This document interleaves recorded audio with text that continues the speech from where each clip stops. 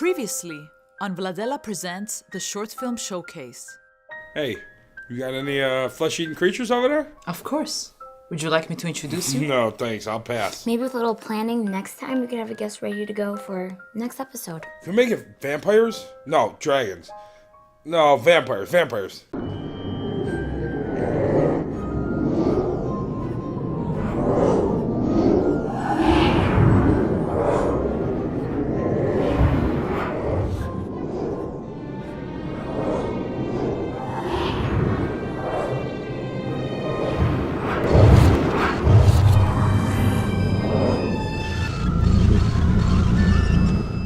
Welcome back to Vladela Presents. Tonight we have something very special for you. We have a guest from the Dark Realm right over there. That's right, but more than that. I have personally selected this short for its accuracy on vampires. Well, not accurate, but the closest I've seen. You have a skewed perception of vampires, though through no fault of your own. Imagine if our realm had only met one human. And that human was a serial killer. We'd have a very skewed view of your race. Which is what happened with you and vampires. You met the most despicable, murderous vampire who ever walked into the Dark Realm. You know him as Vlad the Impaler, basis of Dracula. We knew him as Varney. He killed thousands. And to think that this monster called himself Vlad, an obvious reference to our title, makes me so angry. Settle down. Don't get your dark realm panties all in a bunch. What are panties? Knickers, underwears, bloomers. Oh, we don't wear those. Really? Wow. Noted. Okay, thanks to Mr. George Bannersworth for tonight's submission, The Brotherhood.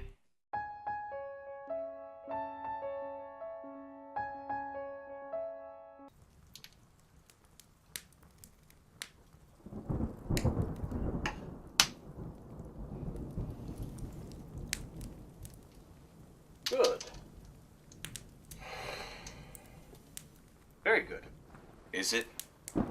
Tell me, priest, what's the difference between us and them? They hunt us. And we hunt them. So that's not My it. son, Lord's will. It's something none of us can comprehend, not even your pope. Careful. Your words flirt with damnation.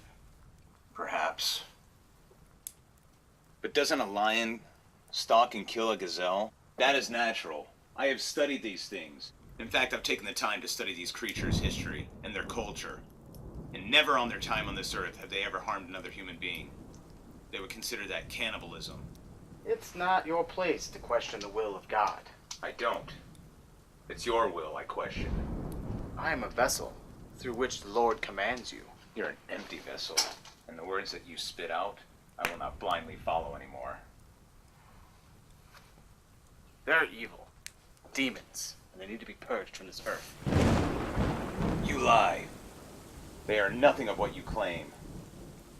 They are peaceful, they are beautiful, and wish to do nothing but help us get out of this darkness that you have plunged us into. The devil has gotten into you. My eyes have been open. Fear is how you control the masses, how you keep the world in ignorance. Well, it's not going to work anymore. Don't worry, my wife won't bite you. Those teeth are for me. Her gift on our wedding night.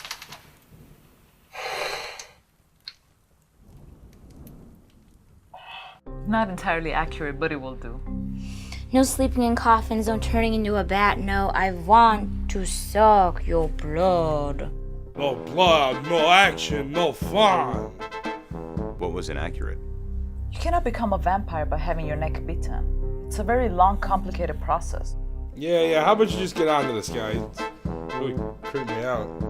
Of course, we do not want to keep our guests waiting. Thank you, Ovid, for being so courteous. He's creepy. Sorry, bro, you're creepy. Here he is, our first guest from the Dark Realm, an old friend and mentor, Arnon Pau. Yeah, I'm not proud. Yeah, I'm a creepy dude. Yeah, go get him. Yeah. Thank you for being here, Arnon. Thank you for having me, Alani. It is my pleasure. Arnon is a historian of sorts. I follow crossovers, people who start in one realm and cross over to the other. I try and chronicle their lives on both sides. Who are you currently chronicling? Sven Ruthven. Who the hell is that? a very old and, as Saiari tells me, a very relevant vampire for your viewers. I didn't know this was turned into a non-fiction channel. Boring. What did I tell you? Arnon is an old friend, and you will not disrespect him. I want you to be on your best behavior. No, better than that. Carl, please. You will not ask him questions about biting necks and sucking blood. You will not ask him questions about turning into a bat. You will not ask him questions about getting staked in the heart. These are all fallacies, and you will not insult him so. I didn't even ask one question. It's quite alright. You were telling us about Sven Ruthven. Ah, yes. Ruthven was a vampire from the Dark Realm who grew weary of his existence on that side and decided to cross over. He traveled all over your world, becoming the patriarch of a dynasty in Scotland and serving as an advisor to various noblemen throughout the centuries, but most famously known for usurping the life of his human doppelganger, Lord Byron. Baloney, man. It may seem so at first glance, but the facts are all there. The first vampire novel is called The Vampire, written by John William Polidori, the personal physician, traveling companion, and confidant of Lord Byron for many years, including the year without a summer. Oh, that was good old 1800 and everybody froze to death, right? Yes, the same summer that saw the creation of Frankenstein. Anyhow, Polidori's named his vampire Ruthven. Coincidence? I think not. Garlic? Really? Delicious. Oh yeah? I got a whole nother jar in there somewhere. Ruthven's vampire. Polidori kept a diary of all of his conversations with Lord Ruthven. Interviewing a vampire, really? It's been done here, man. Polidori's diary became the basis for all vampire lore after, including Dracula. Not only was Ruthven a handsome, captivating, aristocratic vampire, he also became the prototype for the vampire hunter as he hunted down and beheaded Vlad the Impaler, thus ending the reign of the depraved murderer Varney. Oh, so he's Van Helsing too? All your misconceptions are based on his life. Oh yeah? How about this? This a misconception? Why, yes. Am I bursting into flame? Am I wincing in pain as I touch it? No.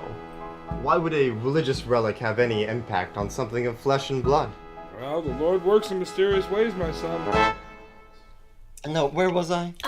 Killing Barney. Ah, yes, thank you. Unfortunately, Varney was not the only killing that Ruthven did. Polidori swore to secrecy that he would never publish his diary, and then immediately sought out a publisher.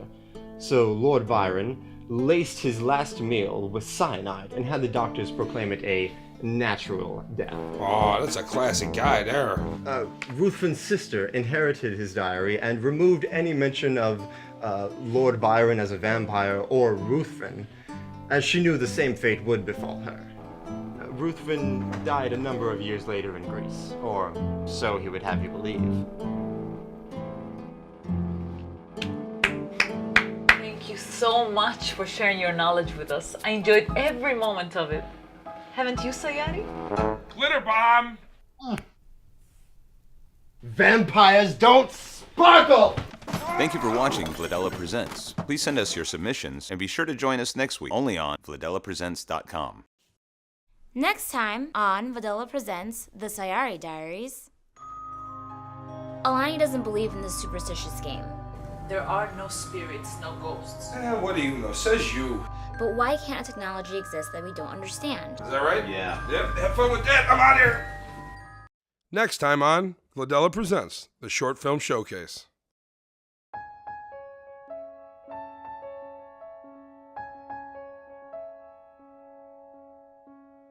You know, guys, I heard about people getting possessed and doing all sorts of bad things when they mess with this kind of stuff. That's called an urban legend, and those aren't true. I just don't think it's a good idea to be messing around with these kinds of things.